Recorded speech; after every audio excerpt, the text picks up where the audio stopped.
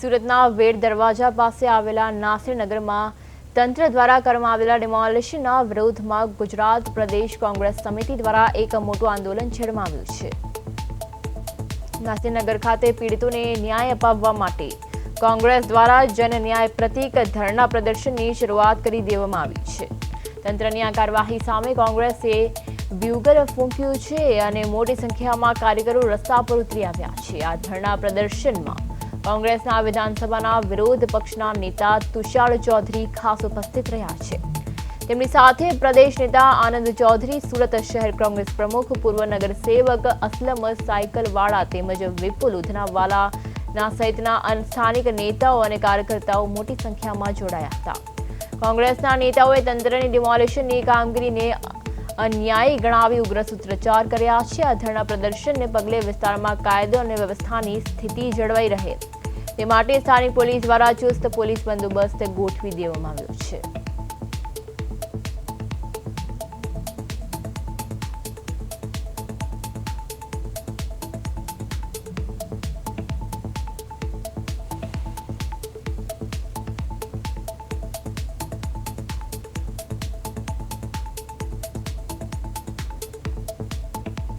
રોજ જે નાસિરનગર વસાહતીઓને અનુભવ થયો કડવો મહાનગરપાલિકા અને પોલીસની ચોકબીનો અત્યાચારનો હિટલરશાહીનો એ અનુભવ ગઈકાલે સુરત શહેરના મારા મીડિયા મિત્રોને થયો।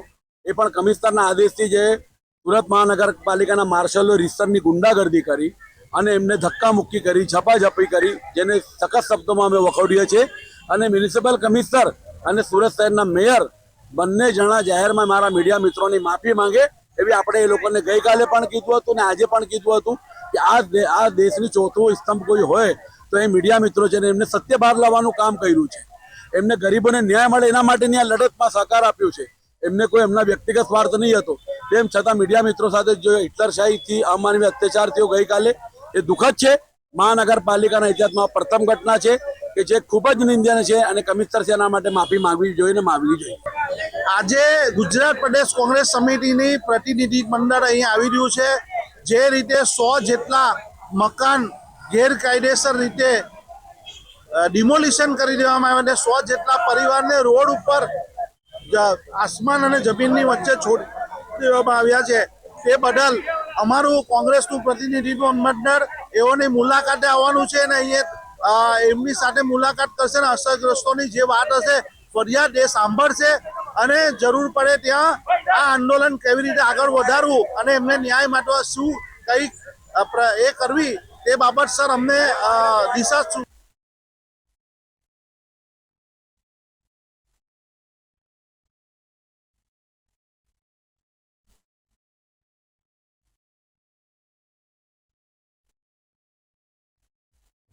સ્થાનિકોને ન્યાય અપાવવા કોંગ્રેસની આક્રમકતા જેવી રીતે જોવા મળી રહી છે। નાસિરનગર ખાતે નેતાઓ અને કાર્યકરો એકઠા થયા છે। કોંગ્રેસના પૂર્વ નગર સેવક અસલમ સાયકલવાળા, સુરત શહેર કોંગ્રેસ પ્રમુખ વિપુલ ઉધનાવાલા સહિતના કોંગ્રેસના કાર્યકર્તાઓ દ્વારા ધરણા પ્રદર્શન કરવામાં આવ્યા છે। ધરણા પ્રદર્શનને લઈને સ્થાનિક પોલીસનો ચુસ્ત પોલીસ બંદોબસ્ત ગોઠવી દેવામાં આવ્યો છે।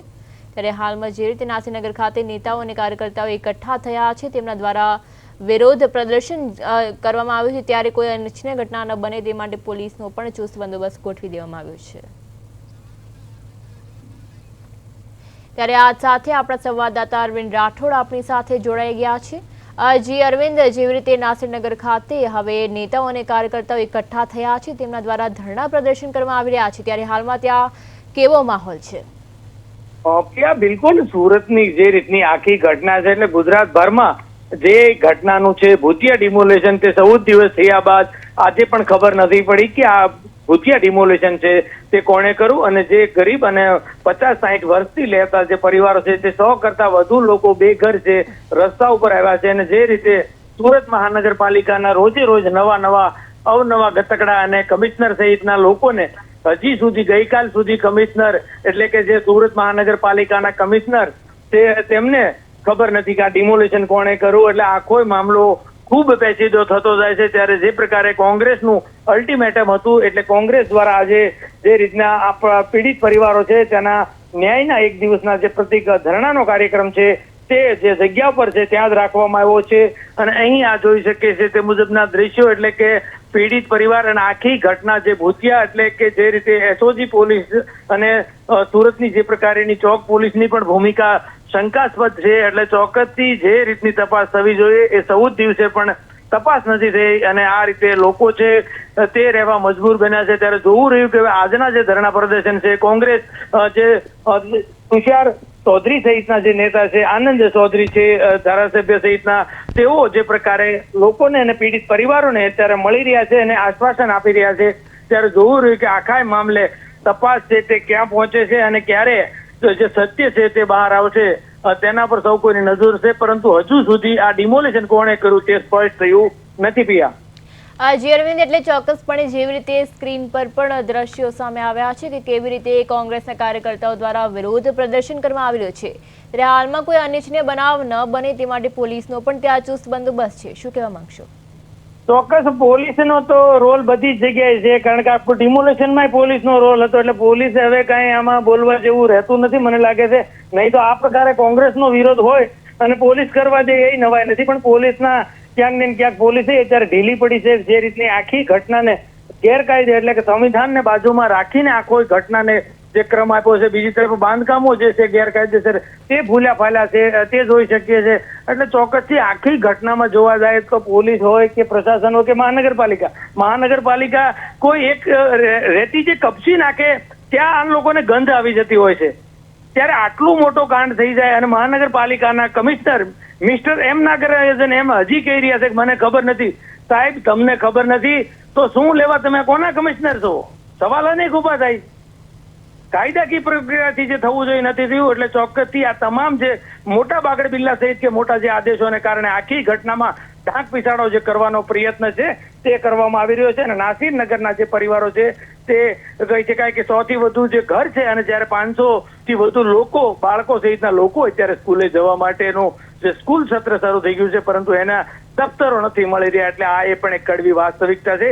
ત્યારે જોવું રહ્યું કે આખા આ ભૂતિયા ડિમોલેશનમાં ક્યારે સત્ય બહાર આવશે કે કેમ. હવે તો એવું કદાચ કહી શકાય કે સત્ય બહાર આવે કે નહીં, કારણ કે જે રીતે સુરત મહાનગરપાલિકાના જે અધિકારીને પૂછવા જાય ત્યારે માર્શલો દ્વારા મીડિયા ઉપર હુમલો કરવામાં આવે, પોલીસ ત્યાં આવે, પોલીસ લાકડી ઉગામે. એટલે આ તો જે રીતે તમામ નિયમો નેવે મૂકીને કામ કરતું હોય તંત્ર એવું લાગી રહ્યું છે. જી અરવિંદ, સમગ્ર માહિતી બદલ આપનો આભાર. તો જેવી રીતે હાલમાં સુરતના નાસિરનગરમાં ડિમોલિશન જે હાથ ધરાયો હતો, ભૂતિયા ડિમોલિશન, ત્યારે આજે કોંગ્રેસ કાર્યકર્તાઓ દ્વારા વિરોધ પ્રદર્શન કરવામાં આવી રહ્યું છે. ભૂતિયા ડિમોલેશનમાં જે પ્રકારેના અલગ અલગ વળાંકો બાદ હવે જે પ્રકારે કોંગ્રેસ છે તે આવી છે અને તે જે પ્રકારે જોઈ શકીએ છીએ કે આ મુજબના અહીં કોંગ્રેસની જે છે તે નાસિરનગરમાં ગેરકાયદેસર ડિમોલેશન જે મામલે છે તેને પીડિતોને ન્યાય અને જવાબદારોને સજા આપવા માટે જનન્યાય પ્રતિ જે ધરણા છે તે યોજવામાં આવ્યા છે. એટલે કે કોંગ્રેસના જે દક્ષિણ ગુજરાત સહિતના જે નેતાઓ છે તે પણ આવી પહોંચ્યા છે અને મોટી સંખ્યામાં જે પીડિત પરિવાર છે તે પણ અહીં જોડાયો છે. એટલે મહત્વની વાત છે કે જે રીતના આખી ઘટના રહી છે અને જે રીતે પોલીસ અને જે રીતે મહાનગરપાલિકાના જે અધિકારીઓએ જે રીતની આખી જે ઘટનાને જે રીતે રાજકીય રંગ કહો કે અથવા તો પોતે પોતાના ભ્રષ્ટાચાર કરીને આખો મામલાને કાયદાકીય રીતે તમામ નિયમો નેવે મૂકી અને પોતાની રીતે અલગ અલગ જે જવાબ આપી રહ્યા છે. એટલે કે ગેરકાયદેસર આખું ડિમોલેશન કર્યું, પરંતુ હજી 14 દિવસ બાદ પણ ખ્યાલ નથી આવી શકતો કે આ ડિમોલેશન કર્યું તો કર્યું કોણે.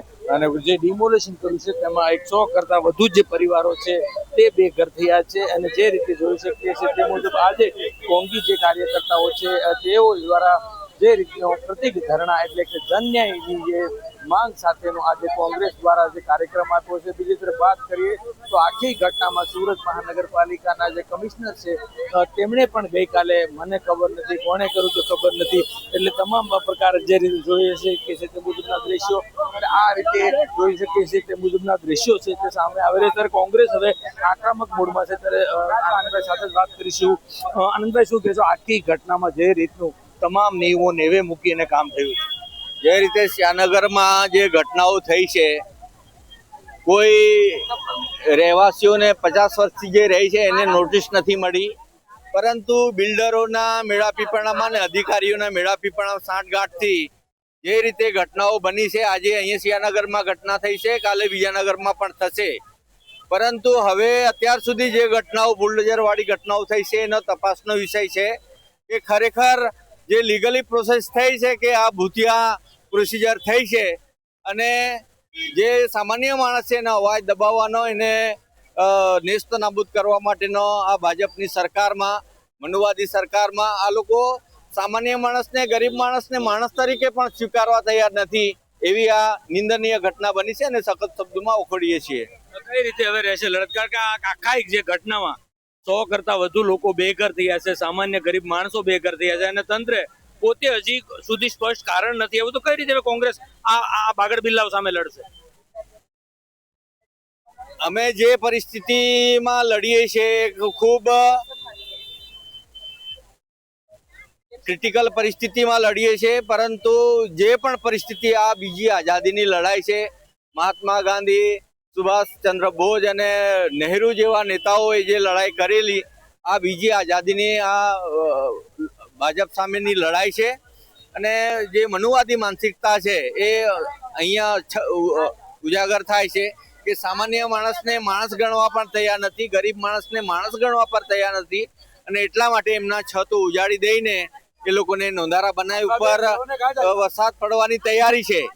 અને વરસાદ પડવાની તૈયારી છે એમાં એવા 100 પરિવાર લગભગ 500-700 માણસો ક્યાં જશે એનો સરકાર વિચાર કરતી નથી અને એ માણસ તરીકે ગણતી નથી, એટલે એ વિચાર નહીં કરે. પરંતુ જે રીતે મીડિયા સાચી વાતો ઉજાગર કરવાનો પ્રયાસ કરી રહી છે અને મીડિયા પર પણ હુમલા થાય છે એને પણ વખોડીએ છીએ. તો જે રીતે આખી ઘટના અને જે રીતે મીડિયા સાથેનો પણ હુમલો, એટલે કે તમામ જે છે આખી ઘટનામાં દબાવવાનો જે પ્રયાસ છે તે હાથ ધરવામાં આવ્યો હતો અને તેને પણ જે રીતે કોંગી નેતાઓ છે તે વખોડી રહ્યા છે. પરંતુ જે રીતે જોઈ શકે છે કે અત્યારે જે પ્રકારે ન્યાય માટેનું જે જન ન્યાય પ્રતિક ધરણા છે તેમાં મોટી સંખ્યામાં જે લોકો છે તે અહીં આવી અને આ પ્રમાણે જોઈ શકે છે તેવા મુજબ દ્રશ્યોમાં જોવા મળી રહ્યા છે. એટલે જે રીતના જોઈ શકે છે તેવા દ્રશ્યો અહીં આ પ્રમાણેના દ્રશ્યો છે તે એટલે મોટી સંખ્યામાં જે છે તે કોંગી કાર્યકર્તાઓ અને જે રીતે દક્ષિણ ગુજરાતમાંથી જે રીતના નેતાઓ છે તેઓ પણ જોવા મળ્યા છે અને આ પ્રમાણેની તસવીરો છે તે સામે આવી રહી છે. ત્યારે જોઈ શકશે કે તેવા દ્રશ્યો અહીં જે છે ત્યારે હવે જોવું રહ્યું કે 14 દિવસ બાદ પણ આખરે ન્યાય મળશે ત્યારે તે પણ સૌથી મોટો જે સવાલ છે તે સામે આવી રહ્યો છે. બધા યાર ઓલો 3 જણા મને બીજા સલાહ દે